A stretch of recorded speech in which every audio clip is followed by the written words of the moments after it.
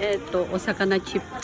Ano to eh, nilalagay sa ibabaw na kanin o kaya ulam. Ayan oh, sakura siya, parang sakura. Ayan, cute. Piso lang yan, piso.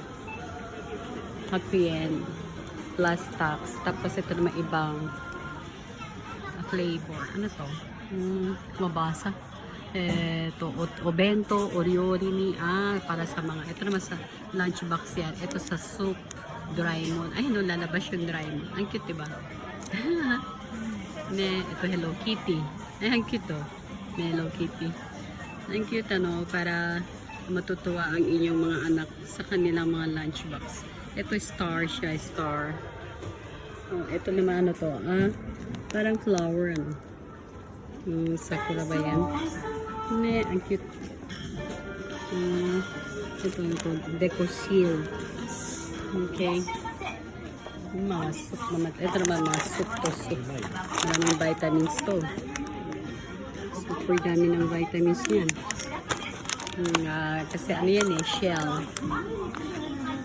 Ito naman, onion. Ito, natto. Maraming vitamins yan. Natto. Kasi yung natto, yung soybean siya. Soybean. Yung laman niya, ilang ano, ayan o. 3 packs. So, good for 3 meals. Soup siya, soup. May mga maliliit yan. Ito. Spaghetti. Napolitan. Ito naman yung mga, yung mga parang pickles siya. Pickles. Sarap to. Kyuchang. May halong toyo. Ito naman, garlic. Garlic siya. Straight na yan, kakainin. Partner yan sa mga, mga karne.